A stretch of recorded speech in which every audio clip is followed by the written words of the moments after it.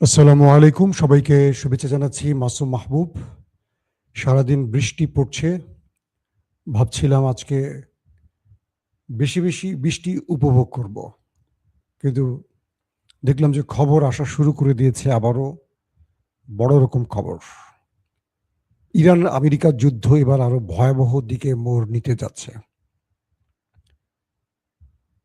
প্রথম কথা হলো যে যুদ্ধবিরতি প্রায় লঙ্ঘিত হতে যাচ্ছে, অর্থাৎ যুদ্ধবিরতি ভেঙে পড়তে যাচ্ছে। কারণ নেতানিয়াহুর দেশটি লেবাননে ব্যাপক অ্যাটাক করেছে। সবচেয়ে বড় অ্যাটাকটি করেছে বৈরুতে। সেখানে প্রচুর মানুষ হতাহত হয়েছে এমন খবর আসতে শুরু করেছে। লেবাননের গণমাধ্যম আল মায়াদিনের যে তথ্য পেলাম, তাতে সংখ্যায় অনেক মানুষ আহত বা নিহত হয়েছে। প্রশ্ন হলো, ইরান যে 10টি শর্ত আমেরিকার হাতে তুলে দিল, সেখানে ইরাক, ইয়েমেন, গাজা এবং লেবাননের নামটি উল্লেখ ছিল যে এখানে আর কোনো হামলা করতে পারবে না, এবং এটার গ্রান্টার হয়েছিল পাকিস্তান। কিন্তু আমেরিকা পুরো বিষয়টিকে উল্টে দিল। ইসরায়েল লেবাননে ব্যাপক হামলা করে সেই শর্ত ভেঙে দিল। কয়েকটি সূত্র দাবি করছে লেবাননের যিনি সর্বোচ্চ নেতা, আগে ছিলেন হাসান নাসরুল্লাহ, তার স্থলাভিষিক্ত যিনি হয়েছেন নাইম কাসেম, তিনি শাহাদত বরণ করেছেন। বিষয়টা বোঝার চেষ্টা করেন। যুদ্ধবিরতির পর হিজবুল্লাহর প্রধান, এটি ইসরায়েল দাবি করছে যে গত রাতে তারা যে হামলা করেছে সেখানে নাইম কাসেম তিনি মারা গেছেন। এখন পর্যন্ত এটি স্বীকার করেনি বা এটার বিষয়ে কিছু বলেনি হিজবুল্লাহ। তবে ধারণা করা হচ্ছে যে এটি সত্য হতে পারে, ইসরায়েল দাবি করেছে। যখন আমেরিকা ইরানের ধোলাইটা খেল ব্যাপকভাবে, পৃথিবীর চারদিক থেকে ট্রাম্পের উপর চাপ বাড়ছে, ঘরে বাইরে, তখন এক প্রকার হাতে পায়ে ধরে ইরানের কাছ থেকে সিজ ফায়ার করে নিয়েছিল ট্রাম্প। মাত্র কয়দিন হিসেব করে দেখেন, এর মধ্যেই ইসরায়েল লেবাননে হামলা করে যুদ্ধবিরতিটাকে ভেঙে দিচ্ছে। বলা হচ্ছে ইসরায়েলের জরুরি নিরাপত্তা বিষয়ক বৈঠকে, যে বৈঠকটি শেষ হয়েছে কয়েক ঘন্টা আগে, নেতানিয়াহু এবং তার ক্যাবিনেট এবং তার যুদ্ধকালীন যে ক্যাবিনেট জেনারেলরাও বসছিলেন, সেখানে সিদ্ধান্ত হয়েছে ইরানে বড় আক্রমণ করতে যাচ্ছেন তারা। মার্কিন প্রেসিডেন্ট ডোনাল্ড ট্রাম্প তার নেভি, এয়ারফোর্সকে চারদিক থেকে ইরানকে আবারও ঘিরে ফেলতে নির্দেশ করেছেন। তার মানে বড় আক্রমণের দিকে আবার যাচ্ছে এই দেশগুলো। প্রিয় দর্শক, ইরান স্পষ্ট করে বলেছে যে আমরা 10টি শর্ত দিয়েছি, সেই 10টি শর্তের মধ্যে এই দেশগুলো ছিল ইরাক, লেবানন,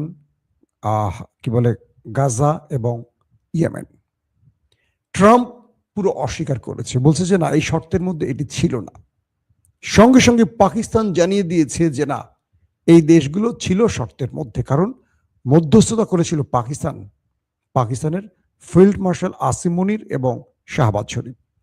পাকিস্তান সঙ্গে সঙ্গে জানিয়ে দিয়েছে ইরান যে 10টি শর্ত দিয়েছিল, যে 10টি শর্তের মাধ্যমে যুদ্ধবিরতি, সেখানে এই দেশের নামগুলো ছিল এবং লেবাননে কোনো প্রকার হামলা করা যাবে না, এটি ইরান উল্লেখ করেছে।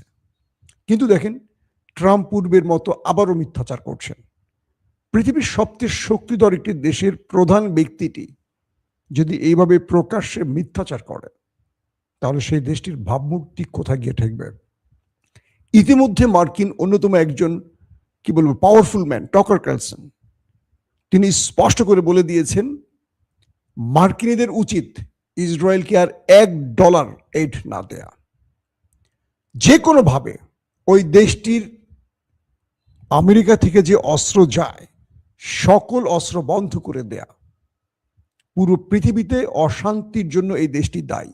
একদম মার্কিন গুরুত্বপূর্ণ ব্যক্তি তিনি, টকার কার্লসন, তিনি বলে দিয়েছেন যে ট্রাম্প কতটা অসহায়, যে ইসরায়েলের প্রধানমন্ত্রী যুদ্ধবিরতি লঙ্ঘন করেছেন, এবং ট্রাম্পকে তিনি ফোন করেছেন। কি বলা হচ্ছে যে মিস্টার নেতানিয়াহু ফোন করেছিলেন ট্রাম্পকে, বলছিলেন যে আমি লেবাননে হামলা করতে চাই। ট্রাম্প প্রথমে অনুমতি দেননি, তখন তাকে শাসিয়েছেন নেতানিয়াহু। ট্রাম্প তাকে অনুমতি দিলেন। তিনি বৈরুত সহ ব্যাপক অ্যাটাক করলেন, প্রচুর মানুষের প্রাণহানির ঘটনা ঘটল। ইরান সঙ্গে সঙ্গে হরমুজ প্রণালী বন্ধ করে দিল, বলল যুদ্ধবিরতির লঙ্ঘনের দায়ে হরমুজ প্রণালী বন্ধ। ট্রাম্প খেপে গিয়ে বললেন তাহলে আবারও যুদ্ধ শুরু, এবং এবার আমরা সবচেয়ে বড় হামলাটি করব ইরানে। কে বলছে? ট্রাম্প। কিন্তু ট্রাম্প নেতানিয়াহুকে থামাতে পারলেন না কেন? এটি নিয়ে মার্কিন যুক্তরাষ্ট্রের ভেতরে বাইরে ব্যাপক আলোচনা হচ্ছে যে ট্রাম্পের এমন কি গোপন জিনিস আছে ইসরায়েলের হাতে বা মোসাদের হাতে যে ইসরায়েল তাকে যেভাবে চালাবেন সেভাবে চলবেন। নেতানিয়াহু বুঝতে পারছেন এটি তার জন্য শেষ সুযোগ ছিল, কারণ এরপরে আর কোনো মার্কিন প্রেসিডেন্ট ওই দেশটির পক্ষে দাঁড়াতে পারবে না, কারণ স্বয়ং এই দেশটির ভেতরে 60-70% মানুষ ওই দেশটির বিরুদ্ধে চলে গেছে, মানে আমেরিকানরা ইসরায়েলের বিপক্ষে দাঁড়িয়ে যাচ্ছে। তো ট্রাম্পের আমলে তিনি যদি কোনো সফলভাবে কিছু করতে না পারেন, আগামীতে তিনি ব্যর্থ হবেন। তাই ট্রাম্পকে দিয়ে এই কাজগুলো করিয়ে নিচ্ছে। আর ট্রাম্প এই মুহূর্তে এমন একটি পজিশনে আছে, তার দেশের মানুষ তাকে 100% বিশ্বাস করছে না। ট্রাম্প বলছেন যা জনগণ ধরে নিচ্ছে তার উল্টোটা। একটা প্রেসিডেন্টের এমন দুর্দশা এর আগে মার্কিন যুক্তরাষ্ট্র কখনো দেখেনি। দর্শক, পাকিস্তান বলছে যে ইরান আমাদের যে 10টি শর্ত দিয়েছিল এই দেশগুলো তাদের মধ্যে ছিল। আমেরিকা এটাকে মেনে নেওয়া উচিত শান্তি প্রক্রিয়ার জন্য। ইতিমধ্যে ইরানের প্রতিনিধি দল পৌঁছে গেছে পাকিস্তানে, আর অন দ্য ওয়ে পথে আছে মার্কিন ভাইস প্রেসিডেন্ট জেডি ভেন্স। তিনিও এই আলোচনায় থাকবেন। যখন আমেরিকা এবং ইরান আলোচনায় বসছে শান্তি প্রক্রিয়ার জন্য, তখন পৃথিবীর অন্য প্রান্তে বসে অশান্তি তৈরি করছেন আরেকজন নেতাকাকু।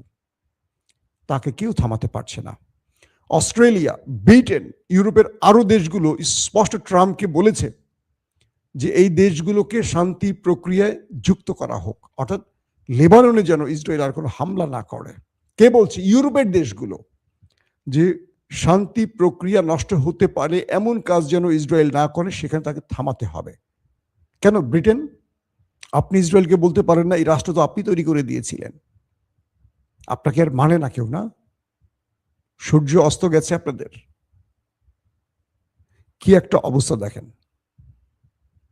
বলা হচ্ছে ইসরায়েলে গুরুত্বপূর্ণ জরুরি বৈঠক হয়েছে।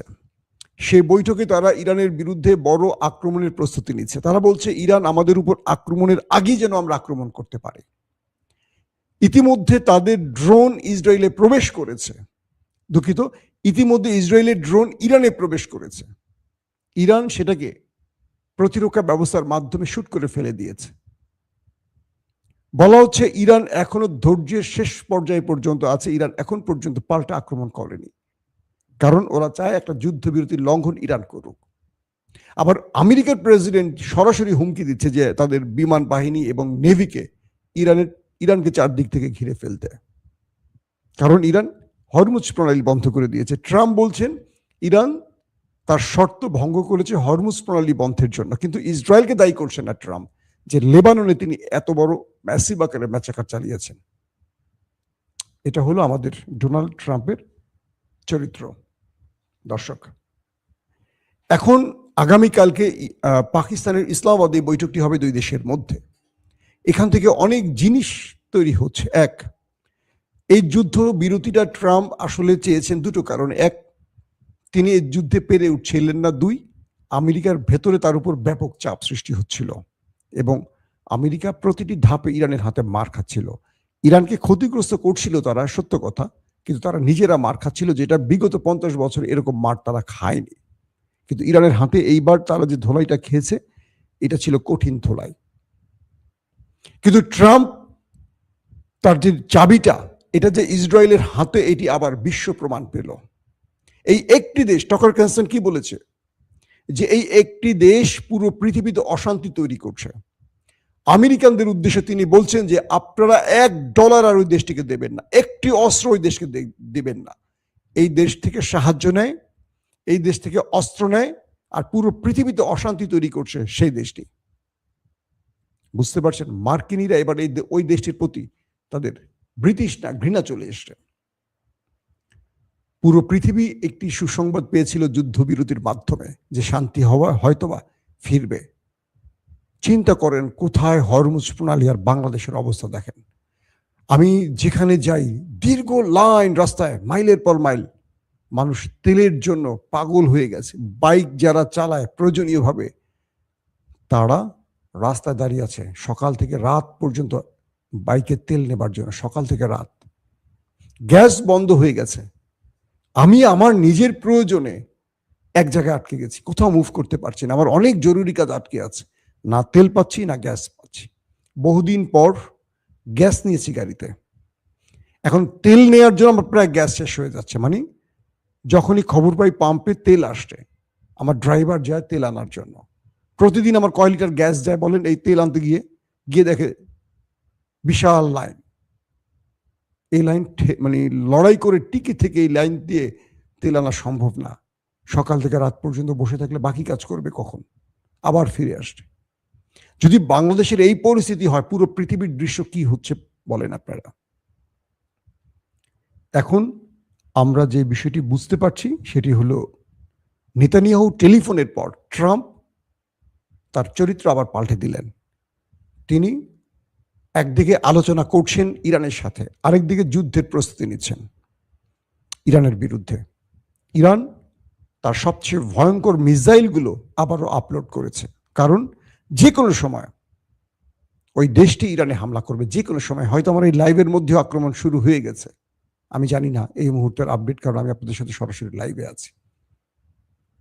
এক বাক্যে বলতে পারি যুদ্ধবিরতি লঙ্ঘনের পথে। এখন যদি পৃথিবীর পরাশক্তিগুলো ওই দেশটিকে চেপে না ধরে, তাহলে এটি আরো ভয়াবহ আকার ধারণ করবে। কারণ ট্রাম্প বলছে তারা ইরানে ইতিহাসের সবচেয়ে ভয়াবহ হামলা এবার করবে, আর ইরান বলছে তাদের সবচেয়ে ভয়ঙ্কর মিসাইলগুলো তারা আপলোড করেছে, জাস্ট একটা সুইচ টিপ দেওয়ার অপেক্ষায় আছে।